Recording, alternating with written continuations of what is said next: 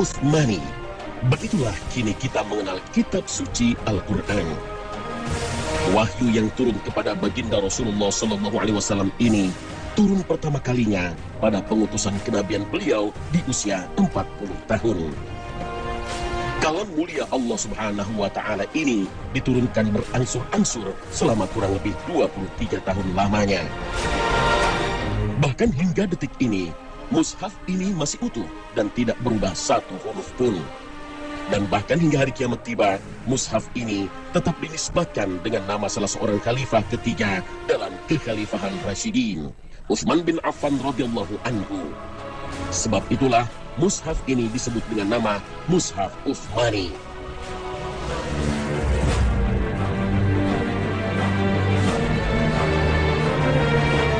Al-Quran dalam bahasa Arab berarti bacaan atau sesuatu yang dibaca berulang-ulang.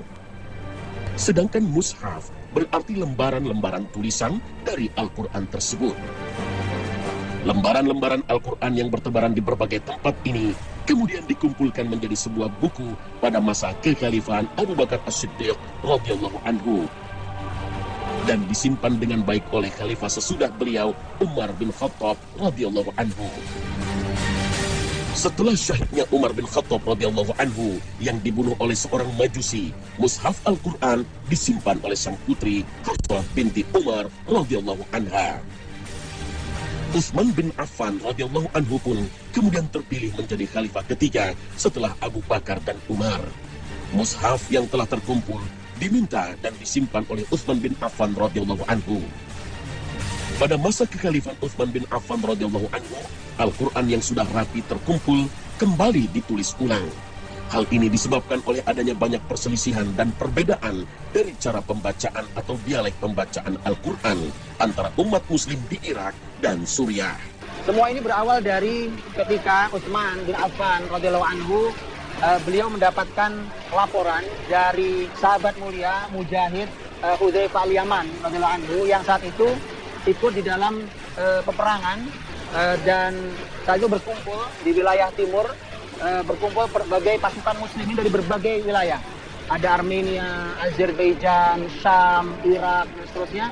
Mereka berkumpul di satu medan jihad. Dan ketika berkumpul di satu medan jihad itulah, maka kemudian karena mereka seorang muslim, maka mereka tidak pernah lepas dari Al-Quran Karim. Mereka membaca Al-Quran. Disitulah baru terlihat ada perbedaan yang sangat mencolok antara satu bacaan dengan bacaan berikutnya. Perbedaan ini ternyata menyebabkan konflik karena tentu masing-masing merasa ini kitab suci. Ya, harusnya seseorang berhati-hati membacanya. Kita saja sekarang membaca, belajar tajwid, itu membaca salah makhorijul huruf, salah dalam mengucapkan huruf, salah dalam harokat, langsung ditegur. Apalagi ini cara membacanya jauh berbeda. Kalimat Hudzaifah kepada Utsman adalah adrikil qaum qabla an yakhtalifu fil kitab ikhtilafal yahud wan nasara. Wahai Utsman, wahai khalifah, segera Anda harus menyelesaikan masalah di masyarakat muslim sebelum mereka berbeda pendapat tentang masalah Alkitab ini, Al-Quran ini, sebagaimana perbedaan pendapat masyarakat Yahudi dan Nasrani terhadap kitab suci mereka. Subhanallah. Maka dijelaskanlah apa yang dia saksikan. Dan kemudian inilah yang mengawali Utsman bin Affan membentuk satu lajnah istimewa untuk mengumpulkan Al-Quranul Karim yang berguna untuk menyatukan muslimin. Perlu dipahami, perlu diketahui bahwa mengapa para sahabat berbeda-beda bacaannya. Sesungguhnya dulu Al-Quran diturunkan kepada Rasulullah Muhammad SAW tidak dengan satu bacaan. Ada ayat yang memang bacaannya sama. Jadi semua membacanya sama. Ada ayat yang cara membacanya berbeda. Ini yang disebut dengan unzilal Quran ala sab'ati ahruf. Bahwa Al-Quran itu diturunkan dalam 7 huruf. 7 huruf ini maknanya bukan huruf, tetapi ini dengan bacaan yang berbeda-beda. Bacaan yang berbeda itu bukan merupakan karangan sahabat, juga bukan merupakan istiad Nabi SAW. Tetapi begitulah turun dari Allah melalui Jibril sampai ke Rasul, dan Allah Subhanahu wa Ta'ala meringankan lisan masyarakat Arab yang bermacam-macam itu. Sesuai yang lisan mereka, diringankan sebagiannya, diringankan untuk supaya mereka mudah membaca Al-Quran Karim. Kekhawatiran yang muncul di hati Utsman bin Affan radhiyallahu anhu akan perpecahan kesatuan umat muslim akhirnya mengutus para sahabat untuk menyatukan perbedaan dialek tersebut menjadi satu bahasa dan dialek, yaitu bahasa dan dialek Quraisy. Dialek Quraisy merupakan dialek bahasa Arab yang terkenal paling bersih, dan Al-Quran pun diturunkan dengan dialek tersebut kepada Rasulullah SAW. Karenanya, Khalifah Utsman bin Affan radhiyallahu anhu pun mengutus 5 penulis Al-Quran yang memiliki kemampuan baca tulis dengan baik. Mereka adalah Zaid bin Sabit, Abdullah bin Zubair, Amr bin As, Abdullah bin Abbas, dan Abdurrahman bin Harith bin Hisham radhiyallahu anhum ajma'in. Kelima sahabat mulia ini kemudian berkumpul menjadi satu-satunya panitia yang bertanggung jawab menuliskan ulang Al-Quran dengan satu bahasa dan dialek, yaitu dialek Quraisy. Kesemua sahabat itu merupakan kaum Quraisy, kecuali Zaid bin Sabit radhiyallahu anhu yang berasal dari kaum Ansor Madinah. Mengingat bahwa tujuan awal penulisan ulang Al-Quran ini adalah untuk menyatukan bahasa umat muslim, maka Utsman bin Affan radhiyallahu anhu mengingatkan, apabila terdapat perbedaan pendapat dalam hal pembacaan dan makhraj, maka kelima penulis mulia tersebut harus mengembalikan pilihan lisannya pada dialek Quraisy. At-Tabut ada di dalam kisah Nabiullah Musa yang dihanyutkan dalam tabut, ada kisah Talut dengan kisah dalam surah Al-Baqarah. Aniqdhi fihi fit tabut. Orang-orang Quraisy membacanya At-Tabut, tetapi Zaid membacanya At-Tabuh dengan hak belakangnya. At-Tabuh. Kalau Quraisy baca di belakangnya dengan ta. Dengan perbedaan itulah maka mereka datang ke Utsman. Ini ditulisnya apa? Karena dua-duanya benar dari Nabi SAW. At-Tabut atau At-Tabuh. Maka jelas jawabannya, kembalikan ke lisan Quraisy. Makanya sampai hari ini kita menjumpai dalam Al-Quran adalah At-Tabut dengan ta, karena itu lisan Quraisy. Itu contohnya. Dan yang menarik perlu dipahami juga bahwa saat itu Al-Quranul Karim ditulis itu tidak ada titiknya. Sama sekali tidak ada titiknya. Jadi antara huruf ba, ta, dan ta itu sama. Jadi cuma melengkung begitu dan tidak ada titik sama sekali. Karena ba di bawah 1, ta di atas 2, ta 3 itu tidak ada sama sekali. Cuma melengkung gitu saja. Kemudian yang umpamanya jim, ha, kho itu sama, tidak ada titik sama sekali. Nah, titik itu baru muncul nanti di zaman Ali bin Abi Thalib karena sudah banyak orang-orang non-Arab yang masuk Islam, maka perlu diperjelas. Ini juga menjadi menarik karena ini pelajaran buat kita semuanya. Ada 2 pelajaran mahal sekali yang harus kita perhatikan. Yang pertama adalah bahwa sebenarnya mushaf itu hanya jadi menyesuaikan dengan hafalan para sahabat. Jadi sahabat Nabi SAW menghafal, ya kemudian berdasarkan hafalan itulah mereka dan itu tidak dikumpulkan di mushaf zaman Abu Bakar yang disimpan di putrinya Umar, itu Hafsah, Ummul Mukminin. Kemudian diminta kembali ke Utsman untuk dicek ulang, ditulis ulang. Dahulu namanya mushaf itu hanya mencocokkan hafalan. Sementara hari ini sebaliknya, hafalan kita mencocokkan mushaf ini. Jadi kita pegang Quran hari ini, kemudian kita mencoba menghafal, kalau lupa kita lihat. Jadi hafalan kita mencocokkan kepada Al-Quran. Kalau dahulu tidak. Dahulu sahabat yang punya hafalan, mereka hafal dulu, kemudian mereka kumpulkan, ini ada yang kurang nih. Maka dihafal lagi, kemudian lihat ada yang kurang nih. Ada yang kurang, begitu seterusnya. Ini juga menunjukkan betapa memang benar bahwa Islam adalah dulu sahabat punya dan generasi salafus saleh menghafal itu adalah bagian dari konsep ilmu yang sangat luar biasa. Ini konsep yang jadi pelajaran berharga buat kita. Dan sebenarnya konsep menghafal ilmu itu tidak pernah berubah. Imam Ibnu Jauzi rahimahullah taala punya buku tipis kecil yang tapi luar biasa, judulnya Al-Hajj ala Hifdzil Ilm. Perintah atau anjuran untuk menghafal ilmu. Ilmu itu dihafal. Baru nanti dijelaskan, baru kemudian diajarkan, nanti dipahami dan seterusnya. Al-Quranul Karim yang disusun di zaman Utsman bin Affan ini kemudian ditambahkan titik dan tanda baca di zaman Ali bin Abi Thalib. Maka inilah Al-Quran terakhir sepanjang masa, Mushaf Utsmani, peninggalan para khalifah dengan jasa terakhir dari Imam Ali bin Abi Thalib. Tidak ada Al-Quran versi lain setelahnya dan telah sah seluruh isinya. Semua kekhalifahan menjaga Al-Quran ini melalui lisan para penghafal Quran dan mesin-mesin cetak yang tersebar di seluruh dunia.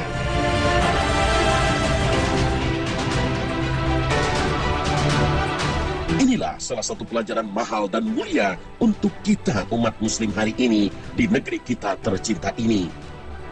Sebuah pesan untuk umat muslim yang lelah dengan perpecahan dan perbedaan, untuk umat muslim yang terkotak-kotak dengan kelompok organisasi, serta untuk umat muslim yang memaksakan kehendak golongan. Karena bahkan hingga detik ini, baik dari Sabang hingga Merauke, umat muslim di negeri ini masih dapat menikmati bacaan mushaf Utsmani yang mulia ini. Sebuah mushaf yang berabad-abad yang lalu dikumpulkan dan disatukan oleh Khalifah mulia Utsman bin Affan radhiyallahu anhu. Sebuah mushaf yang tidak ada perbedaan penulisan di dalamnya dari satu mushaf dengan mushaf lainnya. Mushaf inilah yang sepatutnya menyatukan kita semua menjadi umat yang kokoh dan tidak mudah terkecoh oleh provokasi beberapa orang yang ingin melemahkan barisan umat Muhammad sallallahu alaihi wasallam. Pegang mushaf, jadikan semangat untuk bersatu. Kalau mushaf kita masih sama, kita bersatu dengan semangat mushaf Utsmani itu. Dan ini adalah sesuatu yang sangat dibutuhkan umat hari ini. Quran kita sama, Nabi kita sama, panduan hadis Nabi SAW kita sama. Jadi tidak ada alasan kita untuk sampai saling menuduh, saling menyalahkan, saling mengkafirkan, kemudian berpecah belah, dan setelah itu kemudian kita bertikai. Makanya pelajaran luar biasa buat kita belajar hari ini tentang mushaf Utsman. Mushaf Utsman ini bahwa ada banyak sekali nilai, ada nilai persatuan, ada nilai perjuangan yang luar biasa. Kemudian juga nanti kita tahu bahwa Utsman radhiyallahu anhu ketika sudah mengumpulkan itu, Utsman hanya mencetak atau menghasilkan 5 mushaf. Ini yang masyhur riwayatnya. Hari ini Masya Allah dengan mesin cetak ini, Anda bisa melihat bagaimana kecepatan cetaknya, disebar, semua orang bisa megang. Bahkan di rumah kita bisa lebih dari 1 mushaf. Subhanallah. Bagi saudara kita yang belum mendapatkan mushaf, mari kita kirimi mushaf. Dahulu zaman Utsman, mushaf itu cuma 5. Seluruh wilayah kekhilafan Islam hanya 5. Yang satu mushaf imam, artinya dipegang langsung oleh Utsman bin Affan di Madinah. Di beliau kemudian ada diletakkan 1 di Madinah, 1 di Utsman, 1 di Madinah, 1 di Makkah, 1 di Kufah, 1 di Syam. Hanya 5, tetapi luar biasa. Ini pelajaran yang mahal lagi. Luar biasa, mushaf hanya 5. Tetapi mereka adalah orang-orang yang menghafal Quran dan mengamalkan Quran. Hari ini mushaf mudah sekali kita dapat. Mudah sekali kita beli. Setiap kita, bahkan di kantong kita, setiap kita ada mushaf. Bahkan di gadget kita ada mushaf. Di rumah kita ada sekian banyak mushaf dengan berbagai macam modelnya. Tidakkah kita berupaya untuk menjadi ahli Quran dan kemudian mengamalkan Quran seperti para sahabat Nabi SAW? Mereka tidak punya mushaf sebanyak kita, bahkan tidak semua orang. Satu kota cuma 1 besar, itu pun hanya 5 kota besar. Maka mari kita belajar dari mushaf Utsmani ini. Mudah-mudahan Allah SWT mengangkat derajat kita dengan keberadaan dan kemuliaan kita bersama Al-Quranul Karim. Sebagai umat muslim, kita patut berbangga dan bersyukur karena Al-Quranul Karim juga berbicara tentang keberkahan hidup. Karenanya, siapapun yang mendekatkan dirinya dengan Al-Quran, maka hidupnya akan senantiasa barokah. Khalifah Utsman bin Affan radhiyallahu anhu menjadi teladan muslim yang memiliki keberkahan hidup di dunia dan di akhirat. Bagaimana tidak? Jasanya yang menyatukan Al-Quran dan umat dari berbagai kabilah mendapat ridho Allah Subhanahu wa Ta'ala.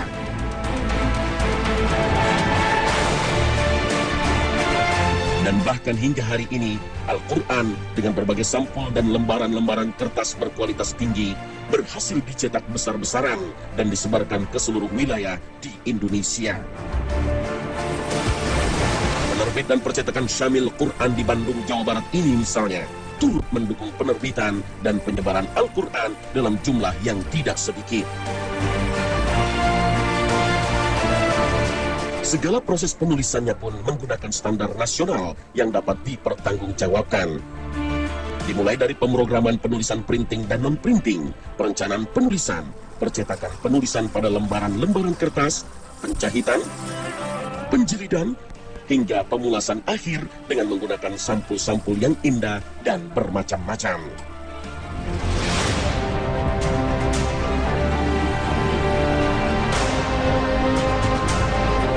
Sosok Khalifah Utsman bin Affan radhiyallahu anhu merupakan sosok yang memiliki latar belakang hidup yang menarik.